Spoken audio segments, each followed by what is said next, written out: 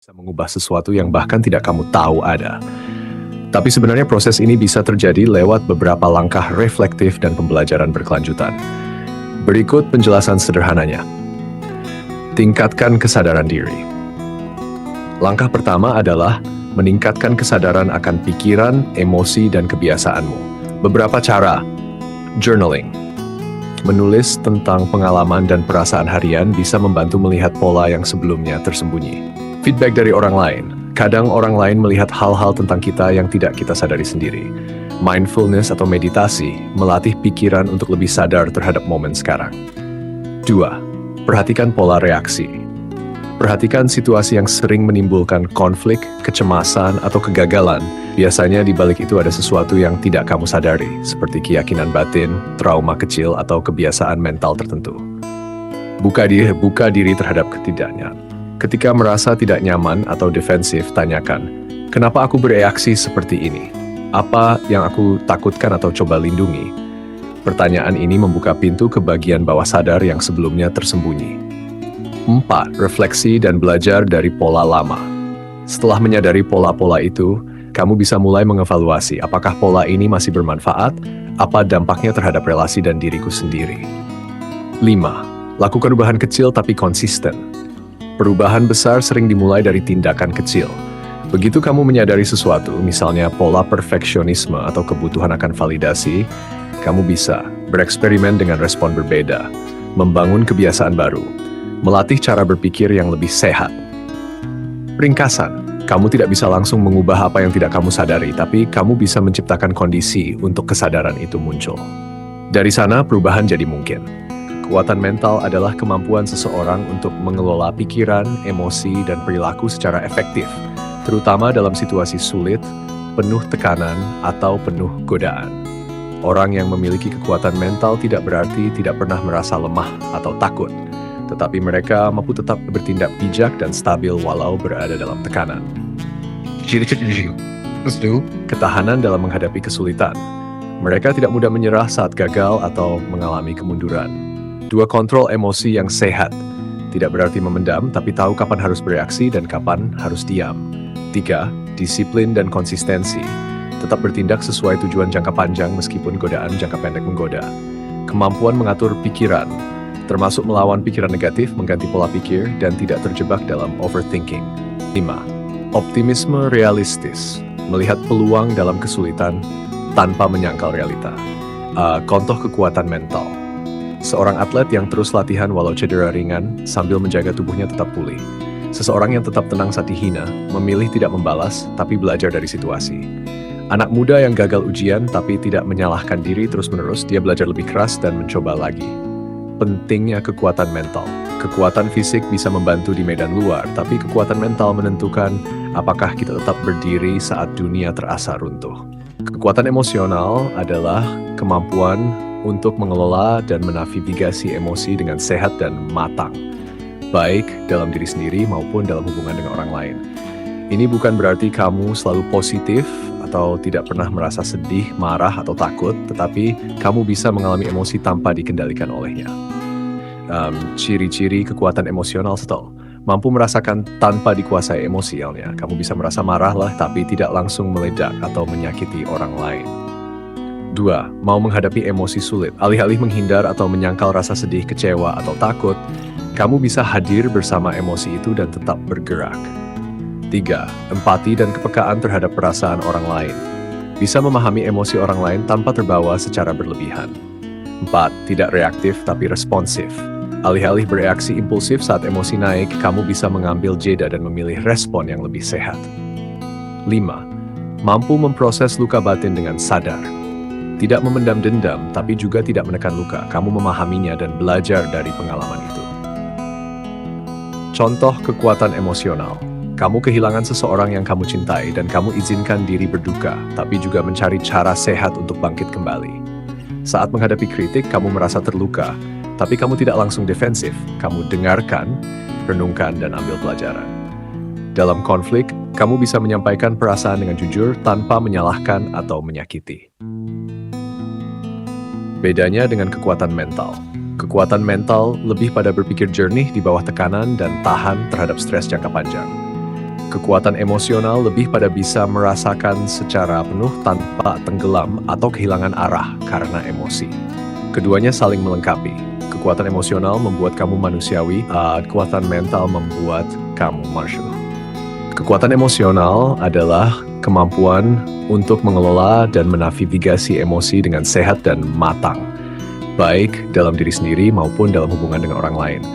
Ini bukan berarti kamu selalu positif atau tidak pernah merasa sedih, marah, atau takut, tetapi kamu bisa mengalami emosi tanpa dikendalikan olehnya.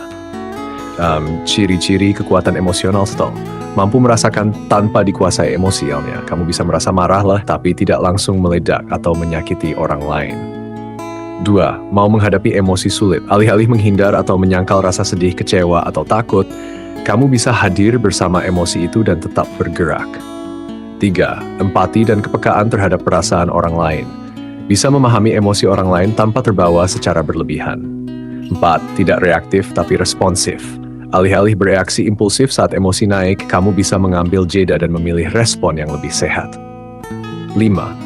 Mampu memproses luka batin dengan sadar. Tidak memendam dendam, tapi juga tidak menekan luka. Kamu memahaminya dan belajar dari pengalaman itu. Contoh kekuatan emosional. Kamu kehilangan seseorang yang kamu cintai dan kamu izinkan diri berduka, tapi juga mencari cara sehat untuk bangkit kembali. Saat menghadapi kritik, kamu merasa terluka, tapi kamu tidak langsung defensif. Kamu dengarkan, renungkan, dan ambil pelajaran. Dalam konflik, kamu bisa menyampaikan perasaan dengan jujur tanpa menyalahkan atau menyakiti. Bedanya dengan kekuatan mental.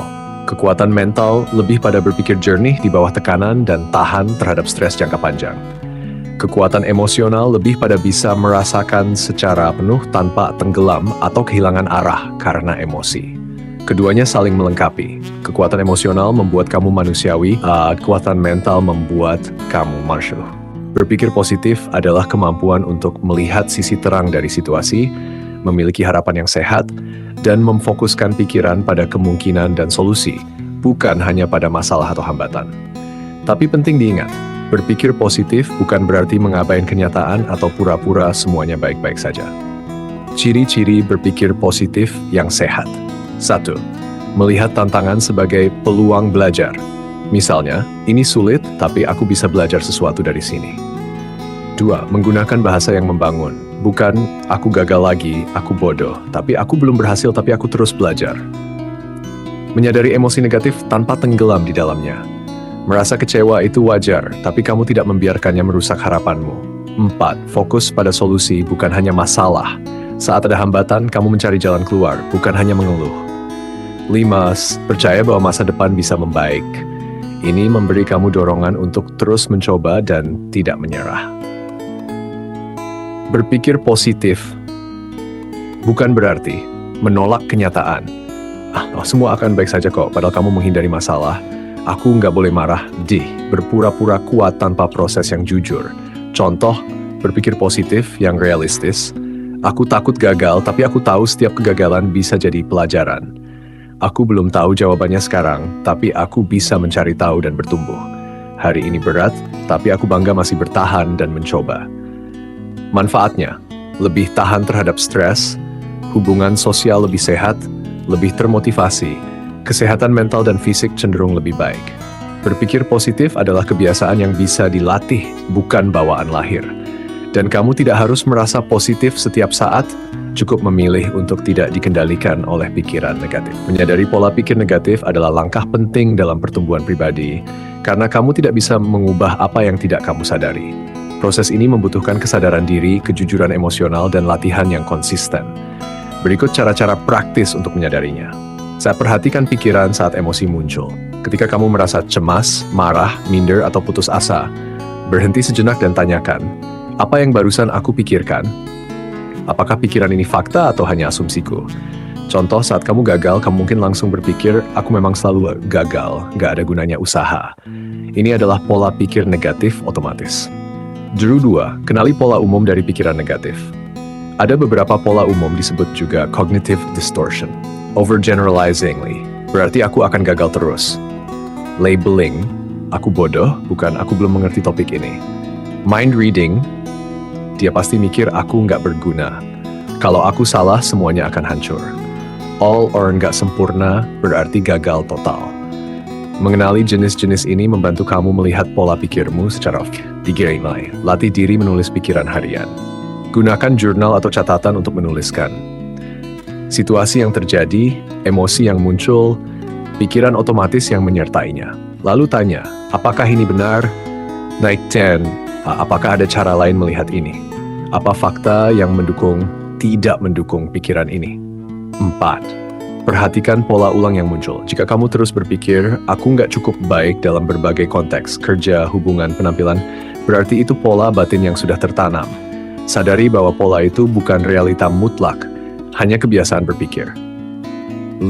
Gunakan refleksi diri dan bantuan orang lain. Terkadang orang terdekat bisa memberi sinyal, kamu terlalu keras ke diri sendiri. Kayaknya kamu selalu mikir yang buruk duluan deh.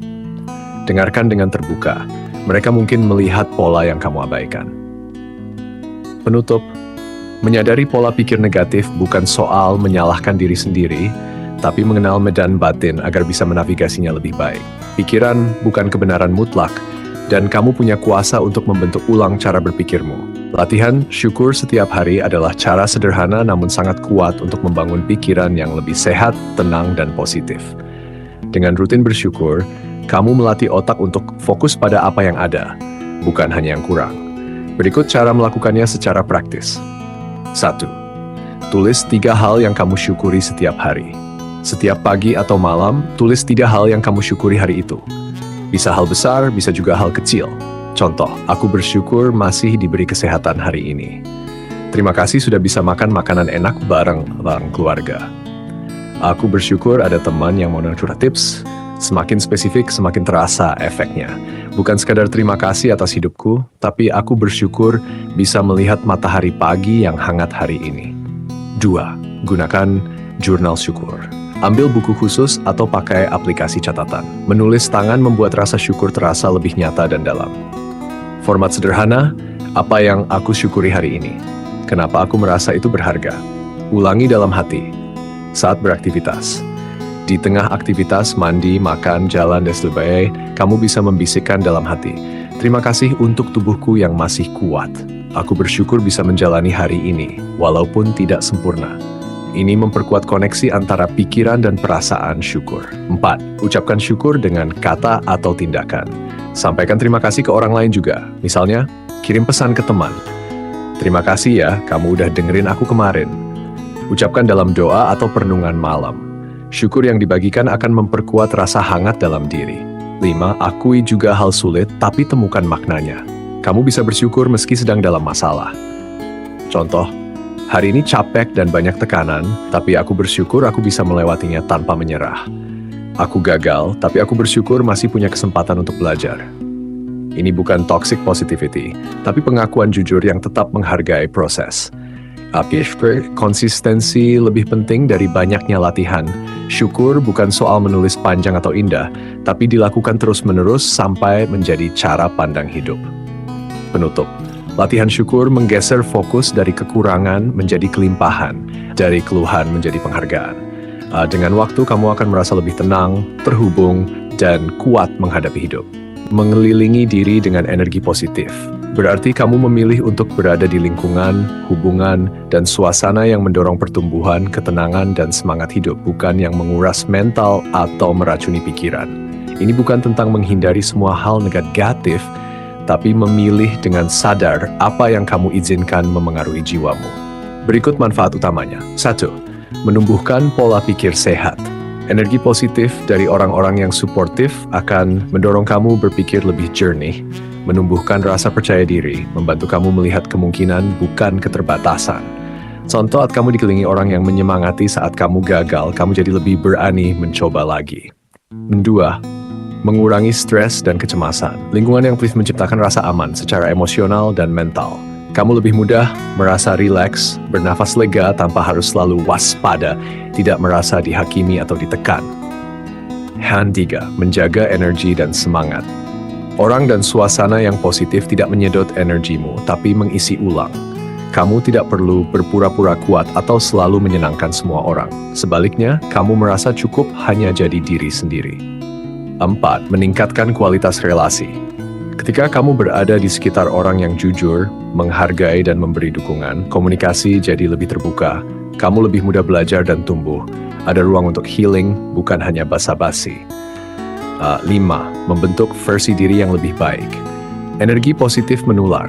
Kalau kamu sering bersama orang-orang yang tulus, bersemangat dan berpikiran terbuka, kamu pun akan lebih terinspirasi untuk bertumbuh, lebih tahan terhadap tantangan, lebih sadar akan nilai dan potensi dirimu sendiri. Catatan penting, mengelilingi diri dengan energi positif bukan berarti menghindari semua konflik atau kritik.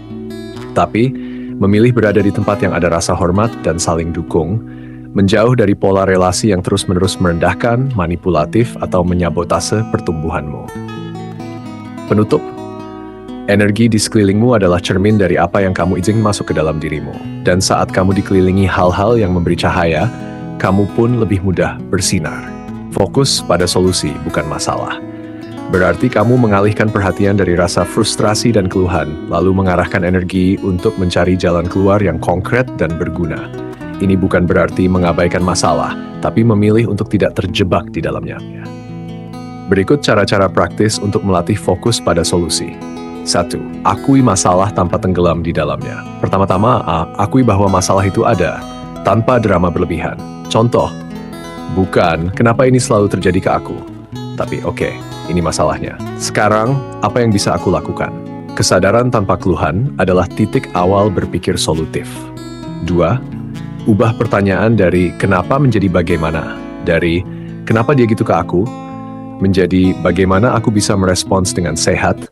Dari kenapa aku gagal terus, menjadi bagaimana cara belajarnya bisa aku ubah. Pertanyaan bagaimana mengaktifkan otak mencari jalan, bukan menyalahkan. Fokus pada hal yang bisa kamu kendalikan.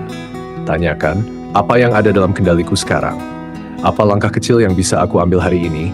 Alihkan perhatian dari hal-hal di luar kendali, cuaca, pendapat orang, masa lalu, ke tindakan nyata yang bisa kamu lakukan. Latih pola pikir, ada jalan. Tanamkan keyakinan, pasti ada solusi, walau kecil, walau butuh waktu. Ini bukan naif, tapi melatih otak untuk tidak menyerah di tengah kebuntuan. Bahkan saat solusi belum jelas, keyakinan ini akan menjaga semangatmu tetap hidup. 5. Buat daftar ide solusi, bukan daftar keluhan. Saat menghadapi masalah, ambil kertas dan tulis masalahnya, kemungkinan solusinya. Meski terdengar konyol, tulis saja semua. Setelah itu, pilih satu langkah kecil untuk dicoba. Ini membuatmu bergerak, bukan terdiam. Jeda sebentar saat emosi meledak. Kadang kita terlalu emosional untuk berpikir jernih. Ambil jeda, tarik napas, lalu tanya, kalau aku tenang, apa yang akan aku lakukan sekarang? Emosi adalah sinyal, bukan komando. Gunakan jeda sebagai ruang memilih respons yang lebih bijak. Penutup, masalah membuatmu berhenti. Fokus pada solusi membuatmu bergerak. Bukan berarti kamu harus selalu kuat, tapi kamu bisa belajar memilih arah, bukan hanya merasa terjebak. Mengurangi kebiasaan membandingkan diri dengan orang lain adalah salah satu langkah penting untuk hidup lebih damai, percaya diri, dan jujur pada diri sendiri. Membandingkan itu manusiawi. Tapi kalau berlebihan, bisa merusak harga diri, merampas rasa syukur, dan membuat kita kehilangan arah hidup sendiri. Berikut cara-cara praktis untuk menguranginya. 1. Sadari, setiap orang punya jalannya sendiri. Ingat ini, hidup bukan lomba lari di lintasan yang sama. Setiap orang punya latar belakang berbeda, tantangan tak terlihat, waktu tumbuh yang unik. Jadi kalau kamu membandingkan dirimu dengan orang lain, itu seperti membandingkan apel dengan jeruk. 2. Perhatikan pikiran saat membandingkan diri. Saat kamu lihat postingan orang lain dan kamu mulai berpikir, kok hidup dia lancar banget ya? Kenapa aku nggak sekeren dia? Sadari, itu hanya pikiran, bukan fakta. Lalu tanyakan, apa aku sedang memakai standar orang lain untuk menilai diriku sendiri? Langkah pertama untuk berhenti membandingkan adalah menyadari saat itu terjadi. 3. Alihkan fokus ke diri sendiri. Progres bukan perbandingan. Daripada tanya, kenapa aku belum seperti dia? Tanya, apakah aku lebih baik dari diriku yang dulu? Bandingkan hanya dengan versi dirimu yang kemarin. Itu satu-satunya perbandingan yang sehat dan masuk akal. 4. Latihan syukur dan penerimaan diri. Luangkan waktu tiap hari untuk menulis. Hal yang kamu syukuri tentang dirimu, hal kecil yang kamu lakukan dengan baik hari ini membangun kesadaran bahwa kamu punya nilai dan perjalanan yang bermakna, walau tidak viral atau terlihat wah. 5. Kurangi paparan yang memicu perbandingan. Jika media sosial bikin kamu merasa kurang, istirahatlah sejenak. Atau bersihkan timeline dari akun-akun yang membuatmu terjebak dalam perbandingan tanpa sadar. Ingat, kita sering membandingkan kehidupan asli kita dengan versi terbaik orang lain yang dipamerkan. 6. Sadari apa yang kamu ingin rasakan, bukan hanya capai. Kadang kita ingin punya hidup seperti dia, bukan karena butuh hal yang sama, tapi karena kita ingin merasa bahagia, dicintai, diakui. Tanyakan, apa cara yang sesuai dengan jiwaku untuk merasakan itu tanpa meniru orang lain?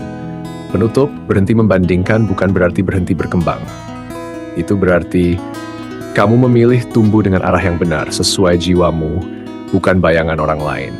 Konsumsi konten positif, berarti kamu memilih secara sadar apa yang kamu lihat, dengar, dan baca. Karena semua itu langsung memengaruhi pikiran, emosi, dan bahkan tindakanmu. Sama seperti makanan yang kamu makan membentuk tubuhmu, konten yang kamu konsumsi membentuk kesehatan mentalmu. Berikut adalah manfaat utama dari mengonsumsi konten positif. 1. Meningkatkan pola pikir sehat. Konten positif seperti video motivasi, buku inspiratif, atau postingan edukatif membantu membangun keyakinan diri, melatih otak untuk fokus pada solusi, bukan keluhan, mendorong kamu untuk terus bertumbuh. Semakin sering kamu menyerap kata-kata yang membangun, semakin kuat pikiranmu berpihak pada hal-hal baik. 2. Meningkatkan suasana hati. Konten yang penuh harapan, kebaikan, dan inspirasi mengurangi stres dan overthinking, menenangkan pikiran dari keramaian yang melelahkan, memberi semangat baru saat kamu mulai merasa lelah. Satu video atau kutipan positif bisa jadi pemantik energi saat harimu terasa berat. 3. Mempengaruhi cara kamu berbicara dan bersikap. Apa yang kamu konsumsi akan memengaruhi gaya bicara, lebih suportif, tidak sarkas, cara menghadapi masalah, lebih tenang, tidak reaktif, relasi dengan orang lain, lebih empatik dan penuh pengertian. Konten positif tidak hanya mengubah pikiranmu, tapi memancar keluar lewat tindakanmu. 4. Menggantikan pola konten negatif. Saat kamu mulai menikmati konten yang menguatkan, kamu perlahan meninggalkan konten gosip, provokasi, dan drama. Akun-akun yang memicu rasa iri, minder, atau marah, informasi berlebihan yang bikin overthinking. Pola konsumsi yang sehat akan memperbaiki cara berpikir secara otomatis. 5. Melindungi kesehatan mental. Kita hidup di era informasi tanpa batas dan itu bisa sangat melelahkan. Konten positif membantu menjaga kejernihan pikiran, memberi ruang untuk istirahat mental, mencegah kamu tenggelam dalam energi negatif dunia maya. Ini semacam filter batin yang menjaga kamu tetap waras di tengah kebisingan. Penutup, kamu adalah hasil dari apa yang kamu beri makan pada pikiranmu. Mengonsumsi konten positif bukan berarti menutup mata dari kenyataan, tapi memilih untuk mengisi pikiranmu dengan hal-hal yang membangun, bukan menghancurkan. Kalau kamu maksud cara menerbitkan pertumbuhan diri sebagai proses mengekspresikan dan membagikan hasil perkembangan pribadi yang sudah kamu capai, misalnya lewat tulisan, karya, atau berbagi pengalaman, berikut langkah-langkah praktisnya. 1. Dan catat perubahan yang kamu rasakan. Sebelum membagikan, refleksikan dulu apa saja hal baru yang sudah kamu pelajari. Bagaimana pola pikir, sikap, atau kebiasaanmu berubah. Apa dampak positifnya pada hidupmu? Tuliskan agar kamu punya gambaran jelas. 2. Pilih media ekspresi yang kamu sukai. Ada banyak cara untuk menerbitkan pertumbuhan diri, misalnya menulis blog, artikel, atau buku, membuat video vlog atau podcast, membagikan pengalaman lewat media sosial secara jujur, berbicara di komunitas, workshop, atau diskusi kelompok. Pilih yang paling nyaman dan sesuai gaya komunikasimu. Jadikan ceritamu inspirasi dan pembelajaran. Saat berbagi, fokus pada kisah nyata perjalananmu, bukan cuma hasil akhir. Hambatan yang kamu hadapi dan cara mengatasinya. Tips atau pelajaran yang bisa bermanfaat untuk orang lain. Ini membuat cerita lebih manusiawi dan memotivasi. Bangun jaringan dan komunitas pendukung. Menerbitkan pertumbuhan diri jadi lebih berarti jika kamu terhubung dengan orang yang punya tujuan sama, ada ruang untuk saling mendukung dan belajar, kamu mendapatkan feedback yang membangun. 5. Teruslah belajar dan berkembang. Pertumbuhan diri itu perjalanan, bukan tujuan akhir. Jadi setelah menerbitkan versi sekarang, tetap buka diri untuk mengasah kemampuan baru, merevisi pandangan berdasarkan pengalaman baru, menerima kritik dan saran dengan terbuka. Penutup, menerbitkan pertumbuhan diri artinya berani menunjukkan proses dan hasil perjalanan batinmu agar bisa menginspirasi dan membantu orang lain, sekaligus memperkuat komitmen dirimu sendiri. Berikut penjelasan tentang cara menggunakan pola pikir berkembang growth mindset, yaitu cara berpikir yang fokus pada usaha, pembelajaran, dan perbaikan diri secara berkelanjutan. Apa itu pola pikir berkembang? Pola pikir berkembang adalah keyakinan bahwa kemampuan dan kecerdasan bisa dikembangkan lewat usaha, belajar, dan pengalaman, bukan sesuatu yang tetap, fixed. Cara menggunakan pola pikir berkembang. Sini 1, terima tantangan sebagai kesempatan. Jangan takut gagal atau merasa kurang mampu. Anggap tantangan sebagai cara untuk belajar dan tumbuh. Contoh, kalau kamu kesulitan dalam suatu tugas, pikirkan, ini peluang untuk belajar skill baru. 2. Lihat kesalahan dan kegagalan sebagai pembelajaran. Setiap kegagalan bukan akhir, tapi bahan refleksi untuk perbaikan. Coba tanyakan, apa yang bisa aku pelajari dari sini? Bagaimana aku bisa mencoba cara lain? Berikan apresiasi pada usaha, bukan hanya hasil. Hargai proses dan kerja kerasmu, bukan hanya pencapaian akhir. Misalnya, aku bangga karena sudah berusaha konsisten belajar hari ini, bukan hanya aku berhasil. 4. Gunakan kata-kata yang memotivasi diri. Saat menghadapi kesulitan, ganti kalimat negatif dengan yang mendorong. Contoh, ganti aku nggak bisa, jadi aku belum bisa, tapi aku akan belajar. 5. Terus cari cara baru belajar dan berkembang. Jangan cepat puas. Selalu buka diri untuk feedback, saran, dan cara baru. Contoh, ikut workshop, baca buku, atau minta masukan dari orang lain. 6. Bandingkan dirimu dengan dirimu yang kemarin. Fokus pada perkembangan pribadi, bukan pada orang lain. Tanya, apakah aku hari ini lebih baik dari kemarin? Manfaat pola pikir berkembang. Membuatmu lebih tahan banting menghadapi rintangan, mendorong kamu untuk terus belajar dan berkembang, mengurangi rasa takut gagal, meningkatkan motivasi dan kepercayaan diri. Penutup, dengan menggunakan pola pikir berkembang, kamu membuka pintu untuk terus maju, berinovasi, dan menemukan potensi terbaik dalam dirimu. Berikut cara menentukan tujuan yang jelas dan realistis supaya kamu punya arah yang kuat dan bisa mencapai apa yang kamu inginkan dengan efektif. 1. Tuliskan tujuanmu dengan spesifik. Jangan cuma ingin sukses atau ingin sehat. Buat tujuan yang jelas dan terukur. Misalnya, saya ingin bisa berlari 5 km tanpa berhenti dalam 3 bulan. Saya ingin menyelesaikan kursus online selama 6 minggu. 2. Pastikan tujuan itu realistis dan bisa dicapai. Sesuaikan tujuan dengan kemampuan, waktu, dan sumber daya yang kamu miliki. Misal, kalau baru mulai olahraga, jangan langsung target maraton dalam 1 bulan. Tujuan yang terlalu tinggi malah bikin cepat frustrasi. 3. Tetapkan batas waktu deadline. Waktu membuat tujuan jadi lebih nyata dan memotivasi kamu untuk bergerak. Contoh, saya ingin menyelesaikan membaca 3 buku motivasi dalam 2 bulan. 4. Pecah tujuan besar jadi langkah-langkah kecil. Tujuan besar seringkali terasa berat, bagi jadi bagian kecil yang mudah dikelola. Contoh, tujuan belajar bahasa Inggris. Langkah kecil, belajar 10 kata baru setiap hari. Latihan berbicara 15 menit setiap hari. 5. Evaluasi dan sesuaikan secara berkala. Tidak apa-apa kalau kamu perlu mengubah tujuan sesuai perkembangan situasi. Evaluasi progres setiap minggu atau bulan. Apakah saya berjalan sesuai rencana? Apa yang bisa saya perbaiki? 6. Pastikan tujuan sesuai dengan nilai dan keinginan pribadi. Tujuan yang selaras dengan apa yang kamu hargai membuat kamu lebih bersemangat dan konsisten. Tanyakan pada diri sendiri, apakah tujuan ini benar-benar penting bagi saya? Apakah ini membuat saya merasa bahagia dan berarti? Penutup, dengan tujuan yang jelas dan realistis, kamu punya peta jalan yang konkret untuk bergerak, mengukur kemajuan, dan merayakan pencapaian. Ini membuat perjalanan menuju sukses jadi lebih terarah dan memuaskan. Berikut cara keluar dari zona nyaman, yaitu langkah penting supaya kamu bisa tumbuh, belajar hal baru, dan mencapai potensi terbaikmu. Apa itu zona nyaman? Zona nyaman adalah kondisi di mana kamu merasa aman dan terbiasa, tanpa banyak risiko atau tantangan. Tapi kalau terlalu lama di situ, kamu bisa stagnan dan sulit berkembang. Cara keluar dari zona nyaman. 1. Sadari di mana zona nyamanmu.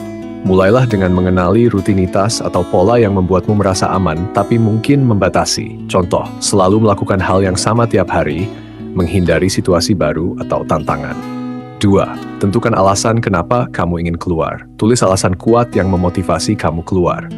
Seperti ingin belajar skill baru, ingin berkembang karier, ingin jadi versi terbaik dirimu. 3. Mulai dengan langkah kecil. Keluar dari zona nyaman gak harus drastis. Coba hal baru sedikit demi sedikit, misalnya bicara dengan orang baru, mencoba hobi baru, mengambil tugas yang sedikit menantang di kerjaan. 4. Hadapi rasa takut dan ragu. Ketakutan adalah wajar, tapi jangan biarkan menghalangimu. Sadari rasa takut itu, tapi tetap bertindak meski ada rasa takut. Kalimat motivasi, aku boleh merasa takut, tapi aku akan mencoba tetap maju. Lalu 5. Cari dukungan dari orang terpercaya. Berbagi niatmu dengan teman, keluarga, atau mentor bisa membantu kamu tetap termotivasi dan mendapat perspektif baru. 6. Rayakan setiap kemajuan. Meski kecil, setiap langkah keluar dari zona nyaman adalah kemenangan. Beri apresiasi pada diri sendiri agar semangat tetap terjaga. Penutup. Keluar dari zona nyaman bukan tentang berubah drastis sekaligus, tapi tentang memulai proses untuk bertumbuh dengan cara yang realistis dan berkelanjutan. Berikut cara melakukan evaluasi diri secara rutin supaya kamu bisa terus belajar, berkembang, dan memperbaiki arah hidup. Apa itu evaluasi diri? Evaluasi diri adalah proses mengamati, menilai, dan merefleksikan apa yang sudah kamu lakukan, rasakan, dan capai dalam periode tertentu. Cara melakukan evaluasi diri secara rutin. 1. Tentu waktu evaluasi. Pilih waktu yang tetap dan nyaman untuk refleksi. Misalnya, setiap minggu, setiap akhir bulan setelah menyelesaikan proyek atau fase tertentu. 2. Siapkan alat bantu, good journal, buku catatan, atau aplikasi untuk menulis hasil evaluasi supaya kamu bisa melacak perkembangan. Mulai dengan pertanyaan reflektif.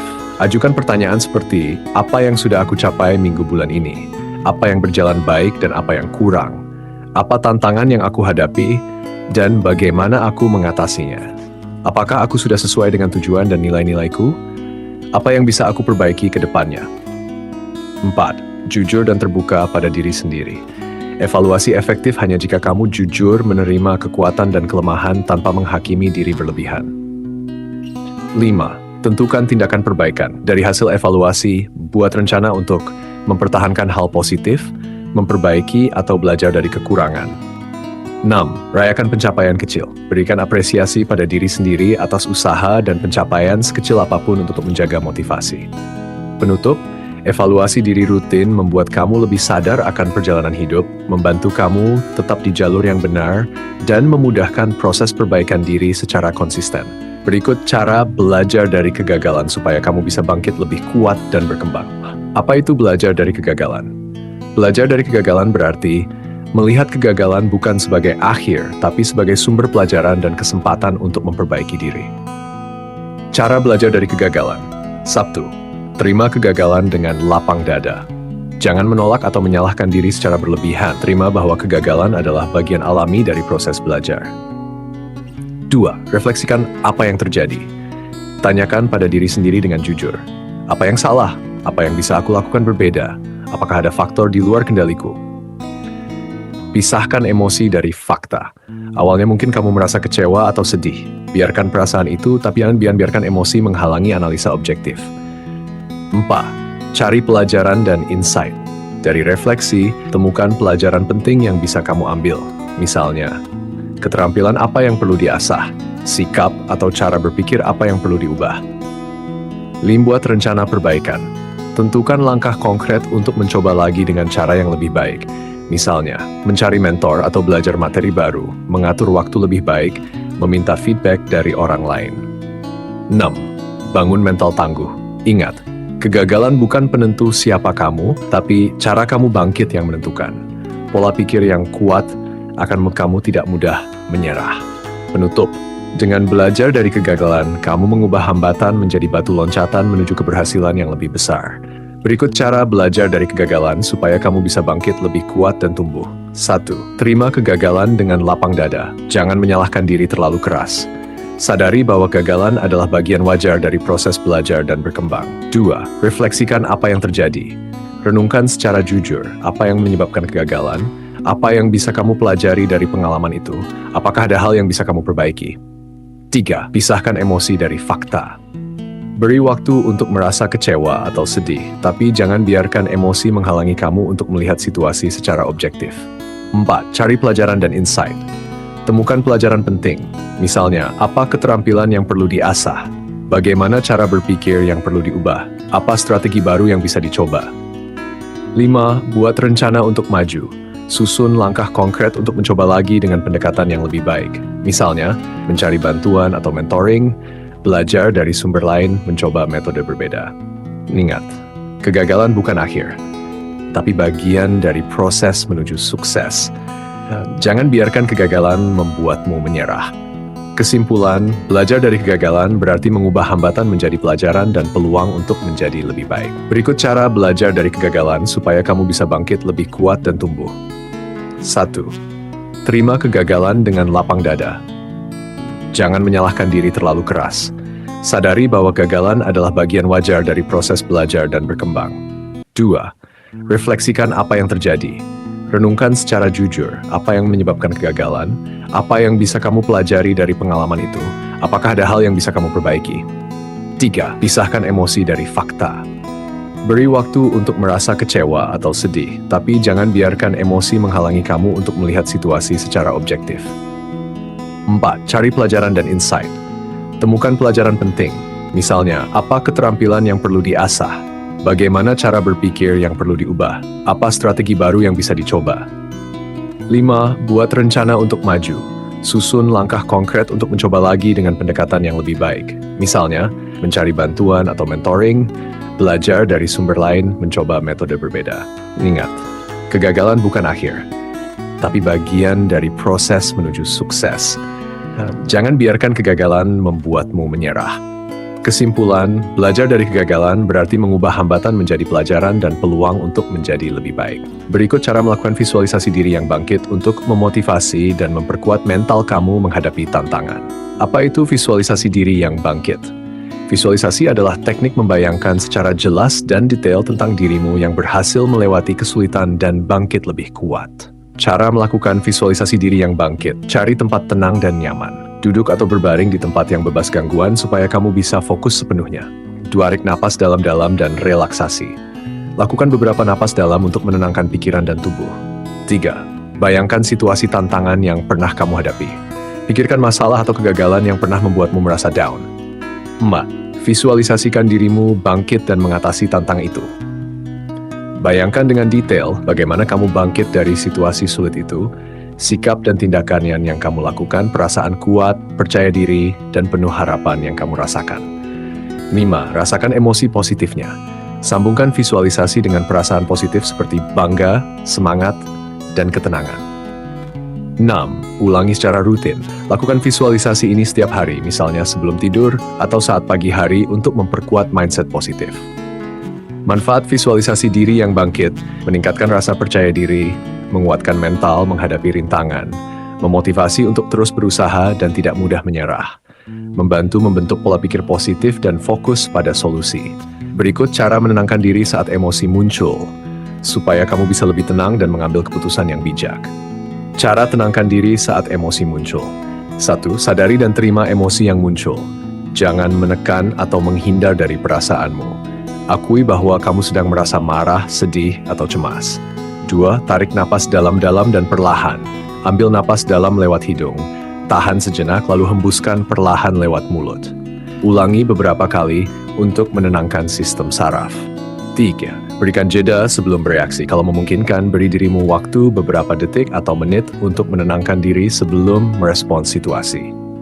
Alihkan fokus dengan aktivitas positif. Coba lakukan hal yang bisa menenangkan, misalnya mendengarkan musik favorit, berjalan sebentar di luar, melakukan meditasi singkat. Gunakan teknik grounding. Fokus pada hal-hal di sekitarmu dengan cara menyebutkan 5 hal yang bisa kamu lihat, menyebutkan 4 hal yang bisa kamu sentuh, menyebutkan 3 hal yang bisa kamu dengar, menyebutkan 2 hal yang bisa kamu cium, menyebutkan 1 hal yang bisa kamu rasakan. Teknik ini membantu mengalihkan pikiran dari emosi negatif. 6. Ubah pikiran negatif dengan kalimat positif. Ganti kalimat dalam kepala yang memicu emosi, seperti ini nggak adil, dengan kalimat yang menenangkan. Misalnya, aku bisa atasi ini, emosiku penting, tapi aku tetap bisa tenang. Penutup, dengan melatih cara menenangkan diri saat emosi muncul, kamu bisa mengontrol reaksi, mengurangi stres, dan menjaga hubungan baik dengan orang lain serta dirimu sendiri. Berikut cara mengambil waktu sendiri untuk tenang, agar kamu bisa merefresh pikiran dan emosi. Cara ambil waktu sendiri untuk tenang. Pilih waktu dan tempat yang tenang. Cari tempat yang nyaman dan bebas dari gangguan, seperti kamar, taman, atau sudut favoritmu. 2. Matikan atau singkirkan gangguan. Jauhkan ponsel atau matikan notifikasi supaya kamu bisa fokus tanpa distraksi. Tarik napas dalam dan perlahan, mulai dengan pernapasan yang dalam dan teratur untuk menurunkan ketegangan tubuh. Lakukan aktivitas yang membuatmu rileks. Misalnya, mendengarkan musik lembut, membaca buku yang disukai, menulis jurnal atau catatan perasaan, meditasi singkat atau yoga. Berikan ruang untuk memproses perasaan. Gunakan waktu ini untuk mengenali dan menerima perasaanmu tanpa menilai atau menekan. 6. Jangan terburu-buru kembali ke kesibukan. Biarkan dirimu benar-benar tenang dulu sebelum kembali menghadapi aktivitas atau orang lain. Manfaat mengambil waktu sendiri untuk tenang, mengurangi stres dan kecemasan, membantu mengatur emosi dengan lebih baik, meningkatkan fokus dan energi positif, memperkuat kesehatan mental secara keseluruhan. Berikut cara membangun pola pikir tumbuh, supaya kamu lebih terbuka pada belajar dan berkembang. Apa itu pola pikir tumbuh? Pola pikir tumbuh adalah keyakinan bahwa kemampuan dan kecerdasan bisa dikembangkan lewat usaha, belajar, dan pengalaman, bukan sesuatu yang tetap sejak lahir. Cara membangun pola pikir tumbuh. 1. Sadari perbedaan antara pola pikir tetap dan tumbuh. Pola pikir tetap percaya kemampuan tidak bisa berubah. Pola pikir tumbuh percaya kemampuan bisa ditingkatkan dengan usaha. 2. Terima tantangan sebagai kesempatan belajar. Jangan takut menghadapi tantangan atau kesulitan. Anggap itu sebagai peluang untuk berkembang dan mencoba hal baru. 3. Ubah cara pandang terhadap kesalahan dan kegagalan. Lihat kesalahan bukan sebagai kegagalan, tapi sebagai umpan balik berharga untuk memperbaiki diri. 4. Fokus pada proses, bukan hanya hasil. Berikan penghargaan pada usaha, strategi, dan kemajuan, bukan hanya pada hasil akhir. Gunakan kata-kata positif dan motivasi diri. Misalnya, aku belum bisa, tapi aku sedang belajar. Usaha dan latihan akan membuatku lebih baik. Cari inspirasi dari orang lain yang sukses lewat usaha. Belajar dari cerita mereka yang berhasil karena kerja keras, bukan cuma bakat. Teruslah belajar dan membuka diri pada umpan balik. Jangan ragu minta dan terima kritik konstruktif untuk memperbaiki diri. Penutup, dengan membangun pola pikir tumbuh, kamu jadi lebih tahan banting, termotivasi, dan siap menghadapi tantangan untuk mencapai potensi terbaik. Tentu, berikut cara fokus pada proses, bukan hanya hasil, supaya kamu bisa menikmati perjalanan dan belajar lebih maksimal. Mengapa fokus pada proses penting? Kalau cuma fokus pada hasil, kamu bisa mudah merasa kecewa kalau hasilnya belum sesuai harapan. Fokus pada proses membuat kamu lebih sabar, konsisten, dan berkembang. Cara fokus pada proses. 1. Tetapkan tujuan proses yang jelas. Misalnya, bukan hanya ingin lancar bahasa Inggris, tapi belajar 15 menit tiap hari, atau berbicara dengan teman sekali seminggu. Nikmati setiap langkah yang kamu lakukan. Perhatikan dan hargai usaha, kemajuan kecil, dan pembelajaran yang kamu dapat setiap hari. Catat perkembangan dan pelajaran yang didapat. Tulis apa yang sudah kamu kerjakan dan pelajari agar kamu lebih sadar akan progres dan motivasi tetap terjaga. Terima kesalahan dan hambatan sebagai bagian proses. Kalau ada kesalahan, anggap itu pengalaman berharga, bukan kegagalan total. 5. Berikan apresiasi pada usaha, bukan hanya hasil akhir. Misalnya, beri reward kecil untuk diri sendiri karena sudah rajin latihan atau belajar. 6. Hindari membandingkan hasil dengan orang lain. Setiap orang punya proses dan kecepatan berbeda. Fokuslah pada perjalananmu sendiri. Penutup, dengan fokus pada proses, kamu membangun kebiasaan positif, mental yang kuat, dan kemajuan berkelanjutan yang pada akhirnya membawa hasil yang memuaskan.